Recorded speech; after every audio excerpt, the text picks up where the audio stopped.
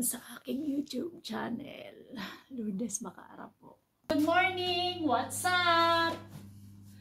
Tayo ngayon ay maglilinis ng bahay. So actually may pasok po sana ako. Kaya lang late na nag-reply yung part-time ko. So hindi na lang ako pumasok. Kaya nag-decide na lang ako na maglinis ng aming bahay. So samahan niyo ako, guys! Let's go. Maglilinis ako ng aking bahay. What? Ng aming bahay. Oh.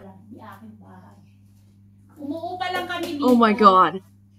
Kasi, alam mo naman, kami ay nagtatrabaho dito sa bansang Jordan. Kaya kami ay nangungupahan lang. So, samahan niyo ako, guys.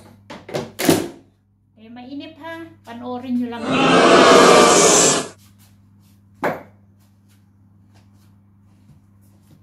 Kami ay may alagang pusa. 3 ang pusa namin. Isang aso na malaki. Ang lahi niya ay, hindi siya Labrador, pero kamag-anak siya ng Labrador. Pero ang laki niya, nandoon sa labas. Hindi namin siya pinapapasok dito sa loob ng bahay kasi masyado siyang naughty, playful.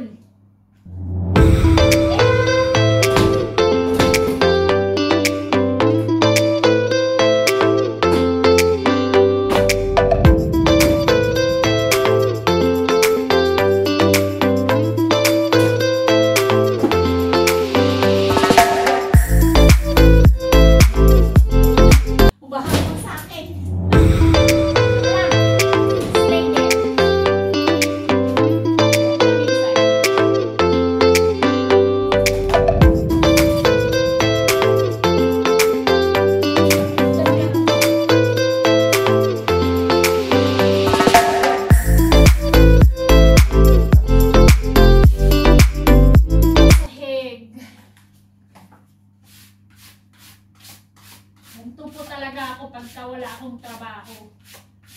Wala akong ginagawa kasi nakakainit. Kaya dito lang po, linis-linis ng bahay. Yung 2 kasama ko, pumasok na po sila sa trabaho. Si Ate Jo kapapakaayos lang. Yung kapatid ko naman, kanina pa mga bandang 8. Kasi 8:30 ang pasok niya sa embassy. Ako naman, may pasok din sana ako, kaya lang, late na siya nag-reply, so hindi na lang ako nag-decide na pumasok.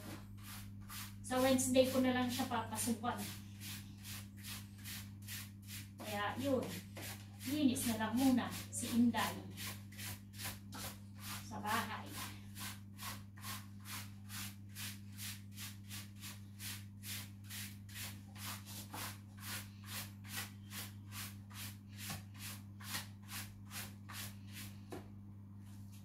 Nagka-caregiver ako dito sa Jordan. Kaya lang, nung namatay yung pasyente ko sa ospital, hindi na muna ako nagtanggap ng pagka-caregiver kasi syempre parang na-trauma din ako sa alaga ko. Kulang-kulang 2 years din ako doon na nag-alaga sa pasyente ko na yun. Meron ako mga dating bago ko siya na alagaan. Mga dating pasyente ko. Yung isa, prinsesa yun. May siya sa Qatar, prinsesa. Pero hindi na ako kasi nag-away kami nung sa management. Kaya hindi ko na pinasukan. Hindi kami nagkasundo sa presyo. Dahil kailangan ko pang puntahan, pag kukuha ko na sahod, kailangan ko pang puntahan, hindi yung directly na sa sahod ako, kailangan pupunta pa ako sa office nung doc para makuha ko yung sahod ko. And then at the same time, mamamasahin na naman ako. So, hindi kami Oh my God. Minsan kasi, malayo kasi yung bahay ng prinsesa. Minsan, pupunta ako doon, nag-uusap kami ni Doc kung consume niya yung pamasahe. Sabihin niya, oo. Tapos pag magbabayad na ng kukuhain ko na yung sahod. Siyempre, kasama na yung transportation ko. Eh, kulang yung binabayad niya dun sa transportation na nagamit ko. So, doon kami hindi nagkasundo. Kaya, yun. Hindi na rin ako nag-ano dun sa prinsesa. Pero actually, bait naman yung prinsesa. May edad na rin siya. Nasa mga 70 na siya. Hirap din siyang maglakad kasi malaki siya. Tsaka yung binti niya, yung mga hita niya, tsaka yung binti niya namamaga. Kaya, kailangan nakaalalay ka sa kanya pag tatayo siya. Punta siya ng toilet, maliligo, gano'n. Pero usually, pag yung mga ganong routine na at naupo na siya sa upuan niya, matutulog na lang yun. Tapos, gisingin mo lang siya pag iinom siya ng gamot niya. Ganon ang routine namin. Tsaka pagkakain siya. Kaya lang, yun nga, hindi na kami nagkasundo ng doktor, kaya hindi ko na inano yung trabaho ko na yun. So, panibago, palit-palit. Ganun lang. So, ito, tapos na po ako maglinis and then ilabas ko na tong sofa na to. So, thank you. Yan. Kasi, nahihirapan kami pagka yung nakaupo lang kami sa ganito. Oh my God. Gusto namin mag-chillax dito sa para mahabang nag-chillax, nanudunad nibi. Kaso hindi namin magawa kasi ang liit ng space. May mga upuan kami pero nandoon sa loob ng mga room namin dahil pagdating nga dito sa labas, andito makikita nyo naman, fridge, lamesa namin na maliit.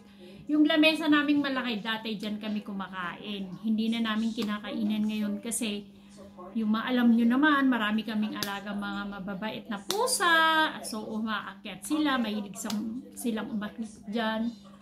So, nag-decide kami na maghanap ng maliit na table na lang para doon na lang kami kumain. At least, tataob-taob namin siya. Hindi siya aakyatan ng mga pusa.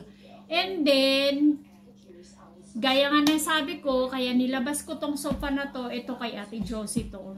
Nilabas ko to kasi para at least kung wala man lang may trabaho sa amin, gustong mag-relax. O di habang nanonood ng TV, nakasandal ka, nakahiga, nanonood ng TV, diba? Di sarap ng buhay. Hindi kagaya nung nakaupo ka lang, nananakit yung likod mo, diba? At least ito makakapag-relax ka, makakainit ka ng paa, diba? Yun ang sinasabi ko. So,